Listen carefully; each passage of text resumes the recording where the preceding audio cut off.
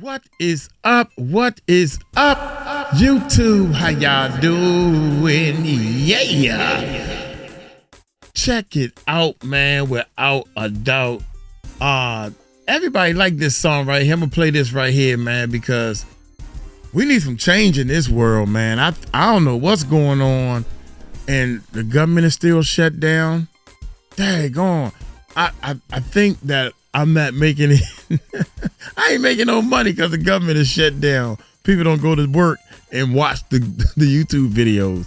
Here we go, if man. I was the president, man, I'll stand on my Thank word. everybody. I own up to my mistake, let the truth be heard. Talk about them files Trump said he would release. Maybe we never seen them, cause one ain't can be you in that piece. I show the people how the whole damn White House work. Ain't gonna hide nothing in the shadows, no dirt. And if it's something I don't get, we gon' vote on that. Cause this power ain't mine, it's the people, and that's a fact. Now tell me why kids getting tossed over that border wall. 13 to the same address, don't that sound off at all? Homeland looking blind, like they don't see the sign. Folks getting fired if they speak a step out of line. We letting strangers claim folks with no ID in hand. And we wonder how the traffickers keep building their plan. But if I was president, I'd flip that script. Random house check, we just looking for the kids, man. If I was the president, the streets would have a voice. We build this thing together, every vote, every choice. I don't know it all, but I never fake the truth. I ask the people every day, what should we do? If I was the president, the streets would have a voice. We build this thing together, every vote, every choice. I don't know it all, but I never fake the truth. I ask the people every day, what should we do?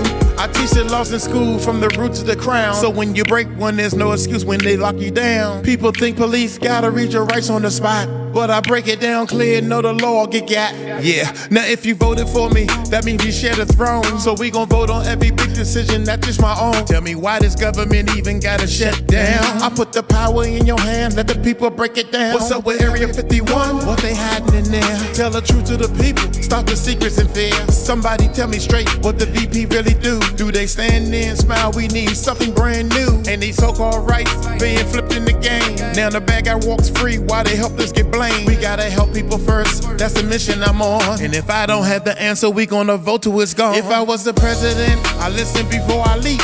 Ask the people what they want, what they hope, what they need. No more secrets in the dark, no more lies in disguise. We'll stand as one nation, no more hiding the lies. If I was the president, the streets would have a voice. We build this thing together, every vote, every choice. I don't know it all, but I never fake the truth. I ask the people every day, what should we do? If I was the president, the streets would have a voice. We build this thing together, every vote, every choice. I don't know it all, but I never fake the truth. I ask the people every day, what should we do? If I was the president, if I was the president, we all have a voice. Let the people know it's our choice. If I was the president, I found out who everybody that went on that island. We gotta draw a line, man, from right from wrong. Oh man, comedians break silence over Oprah. This is the main one right here, man. I think Oprah has became the biggest, allegedly, gatekeeper. They're now holding back. What tripped me out is the guy who claimed he had healing powers and stuff, and you had him on your show. Y'all hit that subscribe button, man. Hit that bell. Hit that subscribe button, man. We are so close, baby. Hit that subscribe button, baby. Come on, man. Hit that subscribe button. Uncle Mike working hard. We about to hit 500,000, man. Y'all. But Oprah's obviously a saintly, godlike figure who's revered by all decent people. Why would she exclude you? That's really crazy. Don't know. Throw millions of dollars in my face to do something I didn't want to do. And what? Oprah said that if Trump wins, you may never be able to vote again. That is it's just so the ridiculous. craziest thing when you go back and watch him on her show, where she was encouraging him to be president. You ever see that? Oprah coming next. Once I establish this as a place of truth. Oprah Winfrey, a name that once screamed power, truth, and pure inspiration. But now, that same name's got comedians, actors, and authors all lining up to call her out, and they're not holding back one bit. For decades, Oprah ruled the media world like a queen on her throne, the woman who could make or break your whole career with just one interview. But lately, that crown seems to be tilting because more and more big voices are saying, wait a minute, maybe Oprah ain't as perfect as she pretends to be. And these aren't just random haters talking. We're talking legends: Katt Williams, Dave Chappelle, Chris Rock, Whoopi Goldberg, Kevin Hart, and even author James Frey, the guy who once embarrassed Oprah right on her own show. These names used to praise her. Now they're laughing at her, spilling secrets that have been whispered around Hollywood for years. You know who's been the loudest? Katt Williams. When Katt talks, the whole internet tunes in. Oprah coming next. Once I establish this as a place of truth, oh yeah. Watch. God's people ain't that few. Lately, he's been blasting Oprah like never before. In interviews, on stage, and even during his stand-up sets. Katt's calling her out heavy, accusing her of being part of that powerful Hollywood machine. Katt didn't hold back. He said Oprah's part of that system that controls, manipulates, and silences black talent. He flat out called it out, saying, Oprah ain't no saint. According to him, she played the Hollywood game like everyone else.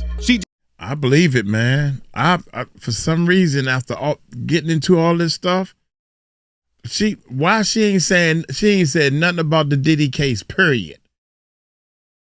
She just hides behind that charming smile and mountain of money. Very first time we started our friendship, stayed up that first night and talked all night long.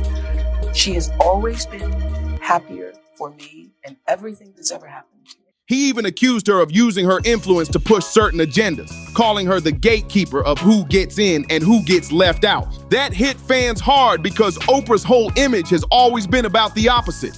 The woman who uplifts, who listens, who helps people rise. But Katt, he says that's all a show. He once joked, Oprah don't invite you to her show unless you already on her side. You're not supposed to do this in my business. I'm up here doing something that nobody else in this business has the balls to do. I'm telling you something that you need to know. Meaning she's not there to uplift your story. She's there to own it.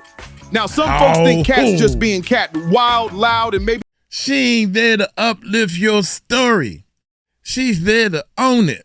That sound like a bar. That's a bar and a half right there. I'm telling you something that you need to know. Meaning she's not there to uplift your story. She's there to own it. Now, some folks think Katt's just being Katt, wild, loud, and maybe a little paranoid. But when other comedians start echoing those same words, you gotta stop and think. Maybe there's something real behind it, especially when a legend like Dave Chappelle starts getting dragged into the mix. Yeah. Would you say you lost your mind, sort of? Sort of. No. Back in 2006, Dave Chappelle shocked the world when he walked away from that massive $50 million Chappelle's show deal. The media lost its mind, calling him unstable and out of control. That's when Oprah stepped in and inviting him onto her show to clear the air. But that interview, that's when things got real strange. I'm glad you're here. Everybody wants to know, why'd you walk away from $50 million? I wasn't walking away from the money. I was walking away from the circumstances with the newfound plateau. Yeah. It was completely outside of my frame of reference. I've been in show business since I was 14. I've heard the stories, seen these kinds of things play out in front of me. I mean, you see it before. Look, Mariah Carey made a $100 million deal, and 3 months later, she's all of a sudden mysteriously crazy. Or Martin Lawrence punches through and he's waving a gun on the street screaming, "They're trying to kill me." On the surface, it looked warm and friendly. But if you really watch it, Oprah's tone felt sharp, condescending even.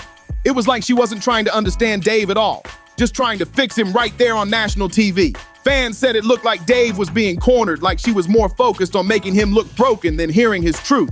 And years later, people started connecting the dots, saying that moment was when Dave finally saw Oprah for what she really was, part of the same Hollywood machine he was running from. Dave never attacked her head on. That's not his style. But he dropped hints. He warned, Hollywood will break you if you don't play their game. And when he said their game, fans already knew who he was talking about. Now let's move over to Whoopi Goldberg. Hold up. They game. It's funny, man, because think 20 years ago, 25 years ago, my 40 and 50-year-olders, 55-year-olders, think 25 years ago, we would have never, we just thought that they was just talented and made the right moves and did the right things and made the right connections. Man, it's a lot of, hey, everybody won in, so we got to make it real difficult to see who really won in. And it had something to do with having relationships with that you don't want to do, man. I don't even know how to clean it up for you, man, without, oh, man, that's going through my head. How dare you connect these people together? Oprah and TD Jakes done hooked up and trying to manipulate the narrative. Talking about some, he wasn't at them parties. Man, everybody know you was at them parties. Going through the tunnels. You know, I can't believe that he locked in a cell, tunnels under his house, and he can't make bail. He warned Hollywood will break you if you don't play their game. And when he said their game, fans already knew who he was talking about.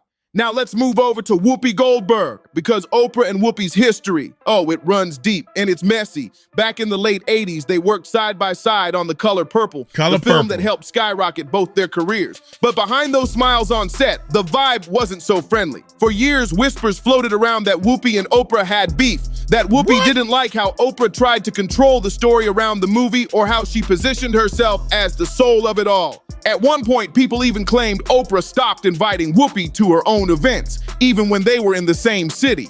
Decades later, Oprah tried to play it cool, saying, "We're fine, we've always been fine." But the energy in their interviews told a different story. Whoopi's not one to fake a smile. She keeps it real. And if you watch her on The View, she's dropped slick comments about Hollywood's double standards and about certain folks who claim to be for the culture, but really only help themselves. And every time she says something like that, fans online point the finger straight back at Oprah. Then there's Chris Rock. Now, Chris doesn't waste time with drama. He hits with truth bombs. And when he calls someone out, he does it with that smooth, fearless confidence only he's got. In his stand-up sets and interviews, Chris has hinted that Oprah represents that side of Hollywood that makes you behave if you want to make it big. He said things like, "Some folks make it in this business because they're talented. Some folks make it because they're obedient." And that line, it hit like a bullet through the room, because when people talk about the obedient side of Hollywood. Your daughters came to you and said, "Look, this guy is doing to me what the allegations are against you." Then I would have to arrest myself after I did what I had to do. Oprah's name always ends up floating to the top as the model citizen who keeps the machine running. Oprah's always been painted as the one who plays by every rule, the perfect example of Hollywood success, the one who never dares to challenge the same system that made her rich and powerful. And get this, Chris Rock once turned down a tell-all interview with her. He straight up said, "Nah, I don't need to be saved on TV."